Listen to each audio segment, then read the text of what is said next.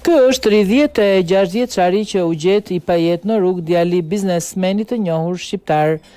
Një ngjarje rënd ka ndodhur në Prizren, ku një iri është gjetur pa shenja jete në rrugën Ukshin Hoti përballë restorantit Oferta. Personi i gjetur i pajet është Faruk Taç, djali i pronarit të firmës Eurobank Color. Dyshohet se ka tentuar të kryejë vetvrasje.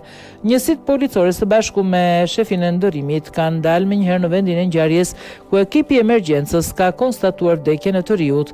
Në vendin e ngjarjes kanë dalë edhe hetuesit e policisë Prizrenit, hetimet rajonale si dhe njësitë e tjera relevante, të cilat kanë ndërmarrë të gjitha veprimet e nevojshme procedurale.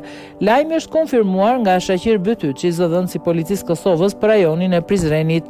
Më datë 7 i pari 2026, rreth orës 12:40, policia ka pranuar informatën se në rrugën Ukshin Hoti në lagjen Arbana Prizren, një person dyshohet se nuk ka shenja jete. Menjëherë patrullat policore kanë dalë në vendin e ngjarjes së bashku me ekipin e emergjencës.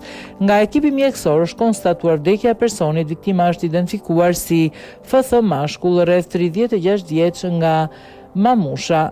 Lidhur me rastin është njoftuar prokurori i shtetit, i cili ka udhëzuar inicimin e rastit hetimi vdekjes, ndërsa trupi i pajet i viktimës është dërguar në Institutin e Mjekësisë Ligjore për obduksion.